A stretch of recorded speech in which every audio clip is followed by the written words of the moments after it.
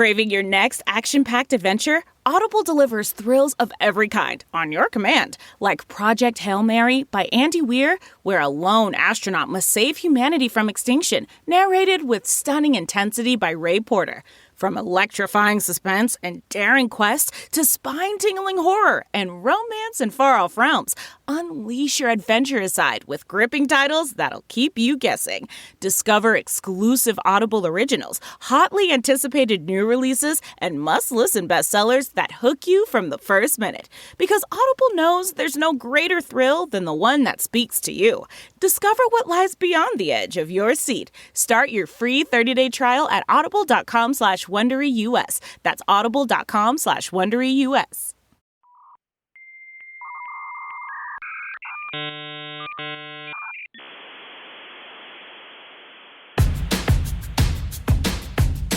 I'm as mad as hell, and I'm not gonna take this anymore!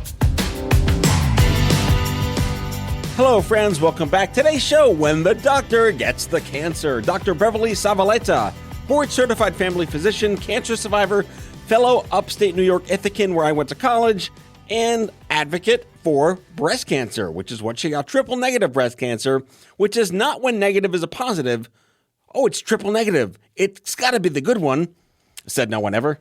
She is straight up no bullshit, no nonsense Gen Xer, and I had a fabulous chat with her. Her book is Braving Chemo, What to Expect, How to Prepare, and How to Get Through It. Available wherever books are sold. Enjoy the show.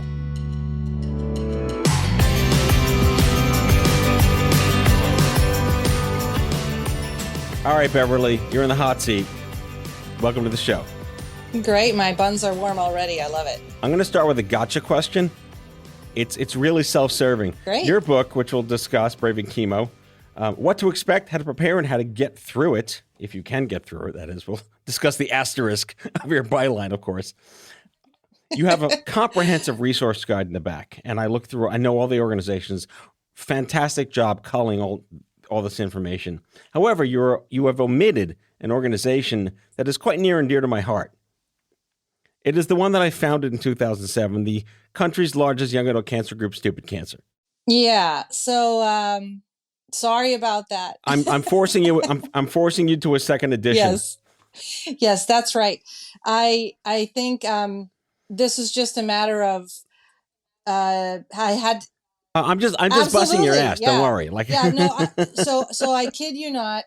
What happened as soon as it went to press was organizations kept popping up in my social media feeds and people kept reaching out to me. And so the list just kept getting longer and longer and longer. I was like, oh, dang it. I need to put that one in. And so I have this totally inefficient method of emailing myself. Because if I don't do that, then it's just sticky notes all over the house and in my car of what I need to add to the next edition. So emailing myself at least is like sticky notes that all go in one place. And so I have these just 3 years worth of emails to myself of resources that need to be added to the second edition. It's crazy. So yeah, Stupid Cancer, high on the list of what has to go in the second edition. It's crazy. All right. Ass busted for part 1 of 95 of this conversation. I'm ready. I'm up for it. I want to talk about your origins in medicine because they weren't origins in medicine. You have zoology in your background. What the hell is that about? I mean, I know what it's about, but how did that happen? So, funny story. When I was growing up, both my parents were interested in science. They were kind of granola, nature-loving type people. And so I got interested in science as well. And when I went to college, I thought I was going to go to veterinary school. So that was a major that made sense. I was doing my prerequisites, studying. I took a class in college. I believe it was called something like comparative vertebrate phylogeny or something kind of, obscure. That was actually one of the hardest classes I ever took. I mean, it was a butt kicker. And nobody knows what that is, right? And then I realized after I worked in I had some part-time jobs. I worked for, I think, 3 different veterinarians over a year and a half. And then I realized I didn't want to be a veterinarian. So I had to pivot. And so then I spent a couple of years exploring and thinking about different options. I worked different jobs. I'd volunteer. I mean, there was a whole long, convoluted path after that. Yeah, I did a lot of spelunking, of course, and I also saw anthropology. I fancy myself a closet anthropologist because I just like to look back and say, how the hell did all this happen? Are you the same way? Well, I think so. It was anthropology. I took some cultural anthropology, and then I took a lot of biological anthropology, which looks even further back to prehistorical anthropology and bones and primate societies and things like that. And of course, humans are one of the branches of the primate group, and you can learn a lot about our behaviors and our modern day cultures by watching primates. And so we're talking Jane Goodall and Diane Fossey, Gorillas in the Mist, all that stuff. So that's what I studied in college as well. I didn't know it at the time, but a lot of that learning and observing and reading and research, it has come in handy as a doctor. I mean, well, we are simians with iPhones these days. So yeah, absolutely. So one of my favorite books from college, again, in my closet anthropology studies, which doesn't exist, I made that up, was Guns, Germs, and Steel. Did you read that? No, it's on my list. I mean, it's actually, I have stacks of books around the house that are on the list to read. That's a classic. It came out, I want to say 25 years ago, maybe even 30 by this time. This was the 80s, the 90s. Yeah. Yes. So it's one of the classics that I haven't had a chance to read, but yeah, it's well known. So I have to mention, my listeners love when I have doctors on the show, and I have to say, you're the kind of doctor that if someone says, "Is there a doctor in the house?" you're one of those doctors. Yeah, I'll stand up. I'm family medicine, so I'll whatever it is. Chances are I've seen it or something very close to it, so I'm gonna stand up. I can't get out of it. So you went to Harvard Medical School. Did you know how you wanted to subspecialize, or you just went there thinking, I'm not going to be a zoologist, I'm not going to be an anthropologist, I'm not going to work at Wegmans? I had an idea that I wanted to do family medicine. I worked with, I volunteered, like shadowed with a really, really great family doctor at the University of Michigan during my senior year, during my exploration time at Michigan, once I had gotten away from veterinary medicine. And I wasn't sure. I mean, I kept an open mind. I approached things like, you never know what you're going to find. And so again, I wasn't sure, but I had an idea. I kind of considered everything I wanted to do, all of my different rotations, thinking, well, maybe this will be the greatest thing I've ever done, I've ever experienced. So I definitely think that helped me have a lot of fun. And certainly when you're with the ophthalmologist or the heart surgeon or the psychiatrist, and you try to bring an attitude of, wow, maybe this is the greatest thing ever. They certainly love it because they think that what they do is the greatest thing that exists. So it's nice to have that attitude. But then, about 3 years in, and you have to start deciding and take your electives and narrow it down.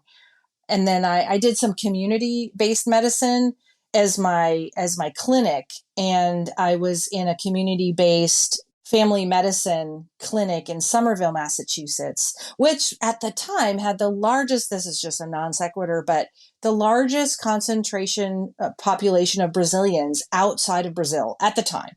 What? And yeah, weird, right? That's random. It's random, but I'm telling you, it made for an amazing community. For 9 months, once a week, I would go there. I would work in the clinic with the 3 family physicians, and residents and students were there.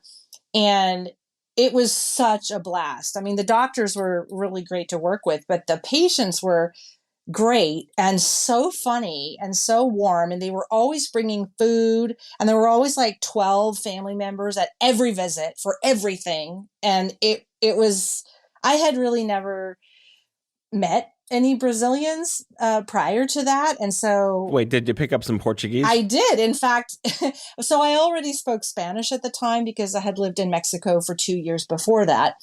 And so I thought, well, I'll try to learn Portuguese. So at the time, again, this is the 90s, I bought language tapes, you remember those cassette tapes, right? Oh my God. Wait. With the pencil that you used to fix the, Exactly. So I'd go and I'd work out. I'm going to date myself here. I'm sorry. I would work out on the Stairmaster.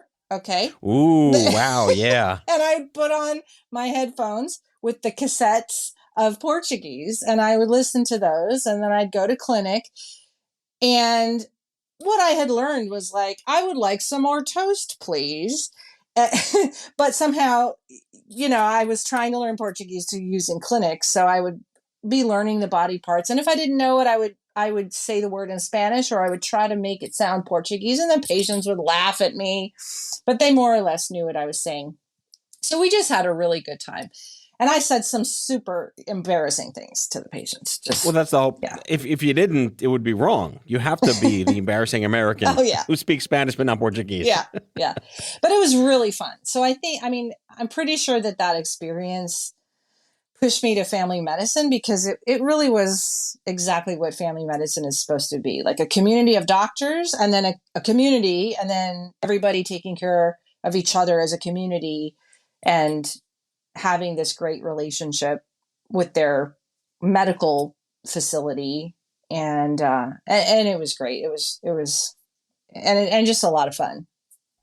So we're going to do a cliffhanger and talk about your shit happens story in the second half of the show. But I want to learn more about your experience in family medicine across the zip codes that you're working in, because it's very different, and possibly even before the internet. Yeah, there was internet at that time, but it was more like, there like were Friendster.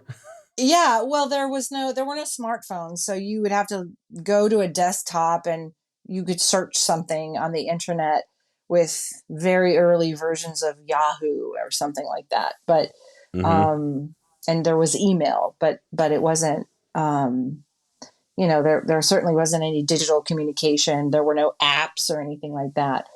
Right.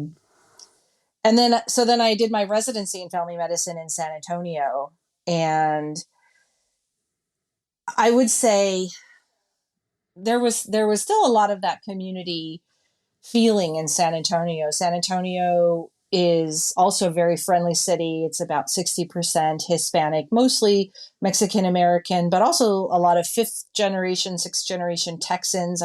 Texas history is super fascinating, and my kids know way more than I do because they were going to school here in Texas. I've had to pick it up after the fact. A lot of German immigrants, 200, 300 years ago to Texas. So super interesting mixture of people and cultures here. So did my residency here and then stayed here and got married, had my kids in San Antonio, and then started a practice right out of residency with a friend of mine from residency. And that's a whole crazy ride of trying, being a brand new doctor and deciding, hey, let's start a business, and not really knowing what we're doing. But famous last words. Yeah. All right. So we are going to be back with Beverly Zavaleta to talk about her shit happens story, because when the doctor gets the cancer is what this is all about. Stay tuned for some ads from y'all and all y'all. We'll be right back.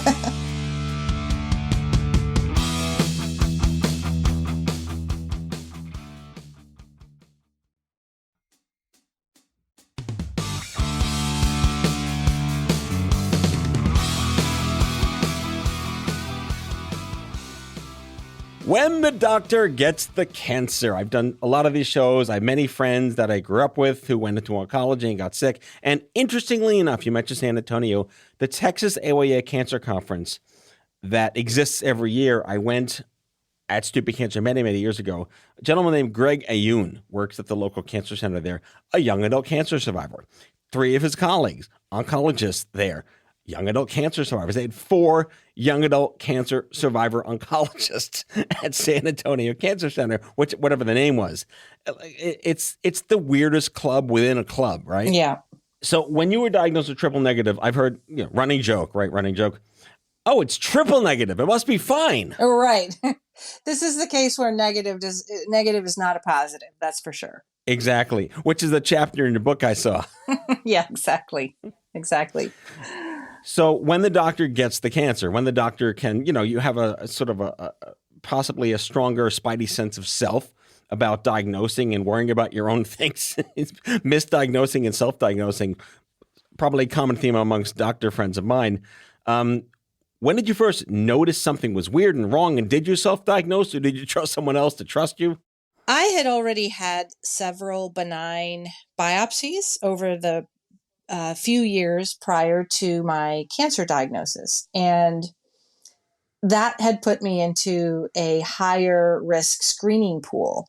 I had had something called fibroadenoma. And I don't know how nerdy you want me to get with all this, but I guess your audience probably can go pretty nerdy on this. I would give them all that credit. Yeah, yes. I would imagine. So I actually had my first technically a lumpectomy when I was only 16 because I had some lumps that I felt at that time. So, and this is back in the 80s, even ultrasound technology wasn't great. So they just took them out, and they were benign. They were fibroadenoma. And I was followed just clinically, meaning I touched base once a year, once every other year at the breast clinic at University of Michigan. And I was just followed. Nothing was done. And then at age 35, I started having early screening because I was in this group. So this early screening, meaning ultrasounds and mammograms. Now, when you start doing screenings in a woman who has already lumps and bumps, you're going to find stuff. So what happened was I got on what I would call the merry-go-round at that time. So then I had a biopsy probably every 2 years for the next 7-8 years. And, Were you just waiting for the shoe to drop? So kind of, because I also think I had basically every possible kind. I had a punch biopsy. I had an excisional biopsy. I had a CT guided biopsy. The only thing I didn't have was an MRI guided biopsy, but I did have 2 MRIs. But I didn't really have a choice. I mean, the only choice would have been, well, I'm just not going to screen, which that's a whole nother podcast topic. But the whole issue of over screening and over biopsying has been debated like crazy over the past 20 years. My personal interpretation of all the data is that, well, obviously, if you don't screen, you won't find anything, but you're also going to kill a lot of young women. So even though I am the poster child for having lots of biopsies, I wouldn't have done it any other way, because that's the only way you're going to find stuff. So I was also constantly doing my recommended self-exams, which for me was actually only about every 3 months, because you have to, for the sake of folks who are listening, you don't want to over-examine yourself, because if you don't leave enough time in between exams, you won't notice the difference. You have to leave enough time in between exams. And this is true whether it's a scan of some kind or whether it's a physical exam, so that you'll notice a difference. So about every 3 months, I would do my own breast exam. So I actually noticed something. So I had an ultrasound in October, that was clear. And then I did my own breast exam in February, and I noticed something. I noticed a lump, and I had noticed many lumps over the years. So I went ahead, I set up the appointments, and by the time I got it scheduled and coordinated, it was another probably 3 months before I got scheduled, got an ultrasound, got a biopsy. So there was a lag, as these things sometimes occur. And I'll tell you, I honestly wasn't nervous about it, because this was biopsy number 7 or 8 at this time. Right. You're immune. Yeah, I was sort of numb to the process. I was like, pick up cat food at Target, check. Go get breast biopsy, check. I mean, it was like just another to-do thing on the to-do list. And so then when my primary care doctor actually gave me the news, it wasn't different hospitals and clinics have different ways of doing it. Sometimes it's the radiologist who might call you with the pathology. In this case, it happened to be my family doctor. And so when I vividly remember, because he called my cell phone and I have his cell phone. We're fairly close because he was one of my professors in residency. And when I saw his cell phone pop up on my cell phone, I remember thinking, oh, that's not good. That's not good. Not good. And it wasn't. I mean, he didn't beat around the bush. He is a kind of a taciturn cowboy. Ooh, SAT word of the day. Hang on. SAT word of the day. Google taciturn, folks. There you go. Yeah, he's like your classic kind of white boy cowboy from Texas. He doesn't say a lot, but he's going to give it to you straight. And he just said, well, Beverly, you got intraductal carcinoma, invasive. Let me set you up with the surgeon. Like, just like that, delivered, just boom. Very deadpan, Texas right deadpan. Out of the, just boom, right there. And I was like, okay. So that down the rabbit hole. Yeah, down the rabbit hole. And honestly, getting the news, I think, was just as bad for me as anybody else. I mean, there's no emotional buffer by being a doctor. That it's like taking a cannon to the chest. I mean, you know, I was knocked down flat just like anybody else would be. I actually was at a friend's house, and I told her because she was physically there. And then I sat in the car and I called my husband, but I couldn't drive. I was too overcome. So, you know, people do ask me, how is it different for you because you're a doctor? But at that moment, I mean, I don't think being a doctor. You're just a scared person. That's right. That's right. Yeah. Did being a doctor and knowing the system help you realize how absolutely fucked up it is in advance? Oh, yes. Oh, yes. On the so you had one advantage. On the daily. I mean, I had many experiences where I was able to solve problems more quickly, logistical problems, and get things done because I knew how the inner workings worked. And I would think, God, you know, in the famous words of the Christmas movie, son of a nutcracker, if I have trouble doing this, how does the normal layperson have a chance, you know? So I had a complication. I had a port put in my chest to get chemo. That was the first thing, because my treatment did not have surgery first. I went straight to chemotherapy. So I had the port placed, and then I had a complication and my lung collapsed later that afternoon. Oh, that's hysterically awesome. Yeah, it was definitely one of those. I love being a healthcare worker, and that black cloud of weirdness is just hanging over me. And I definitely diagnosed that one myself. That was a case of. That was a no-brainer for a family physician. We're driving home, and I tell my husband, honey, I think I have a pneumothorax. And I'm like, I'm feeling kind of dizzy in the car. And he almost pulled off the highway. He's like, what? He's like, well, what does that mean? What is that? I'm like, my lung is collapsing. I think I'm going to have to go back to the hospital. I'm like perfectly calm telling him this. And, oh my God. And he's like, okay, well, we should go back. But here's the terrible thing, Matt. I said, no, I'm starving. Take me home and make me an omelet before we go back.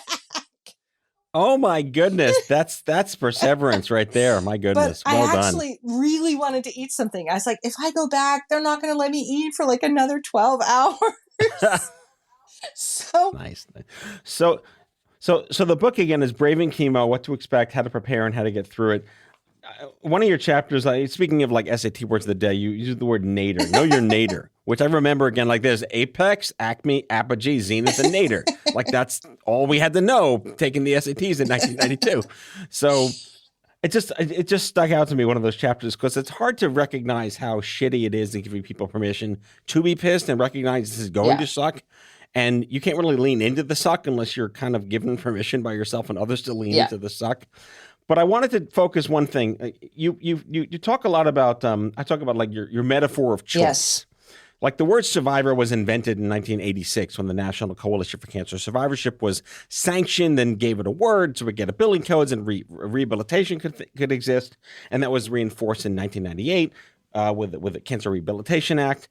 But this idea of fight, survive, battle, survivor, journey, cure. All these words have become fridge magnet bingo these days. And I kind of let people pick their own, because I'm not going to tell you what is and what isn't. But where did you come to sort of your own personal conclusion on what these words meant to you? Yes, this is such a big question. It's so charged. I think so. I had trouble with, so when I was originally diagnosed, I felt like I was bombarded with the whole language of battle and fighting that kind of hit me in the face. And I did not want to accept that as the language or the metaphor for the experience that I was having. It did not feel like what was going on for me or inside of me. I so while, when my cancer was active and I was getting ready to start undergoing my treatment, and I was in the beginning, doing my treatment, I thought to myself and also to some of my friends as I was talking that it just didn't seem like a battle to me. That seemed too violent for me.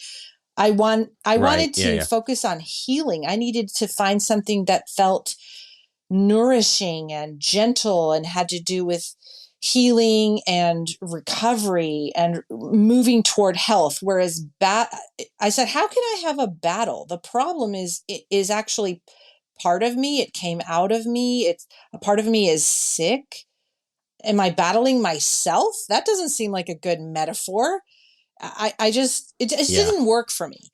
So what I personally tried to do was more of almost like a sports metaphor, like getting ready for a challenge or getting my game face on, or, as if I was, training for the marathon. So for me, and this is mostly talking about while I was in treatment, I thought of it as, okay, if I'm going to get ready for chemo, a couple days before, I'm going to really make sure to try to think about what I'm eating and make extra sure to eat more as much as I can, and more protein, and pack my snacks for the road, because we had to travel back and forth to San Antonio, and just mentally think of it like I'm going to get ready for game day. I'm going to try to get my mental attitude, because it's going to be, it's going to be tough. I'm going to have to, go there and do the treatment. And then I'm going to feel, really crappy for a few days after. And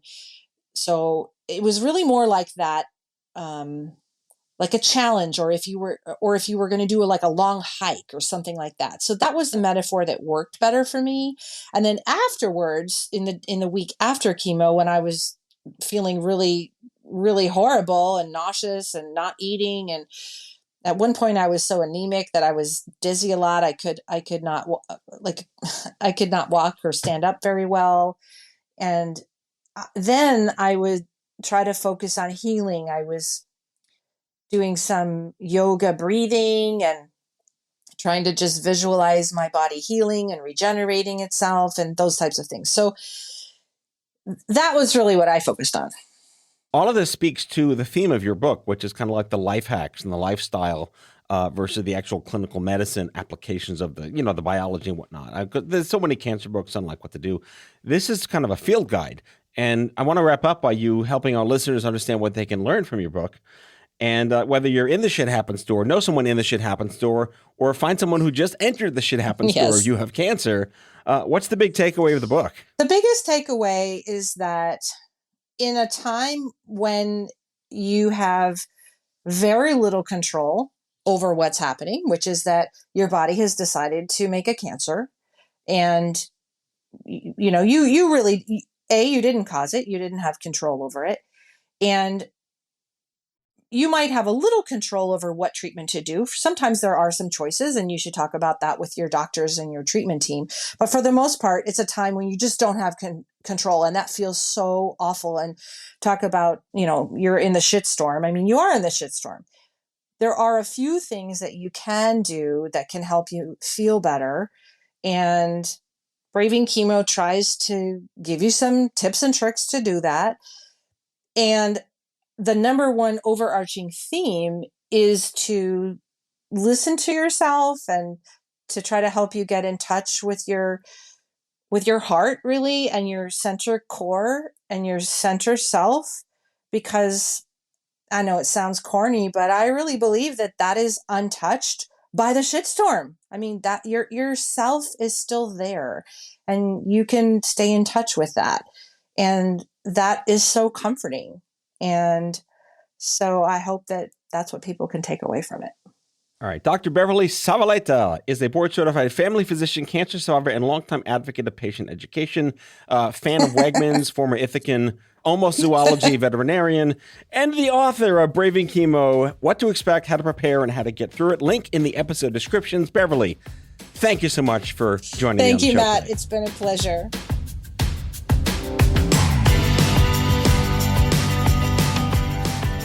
Out of Patience with Matthew Zachary is an Off-Script Health production. The executive producers are Matthew Zachary and Andrew McDowell. It's mixed and edited by Kyle Moore. If you like the show, ratings and reviews are always welcome. Leave us a message anytime at 855-AUDIO-66. That's 855-AUDIO-66 to share your healthcare shitness with us, and we might just play them on the air on a future episode. For more information about this show and Off-Script Health, visit offscript.com. That's offscript, no T.com.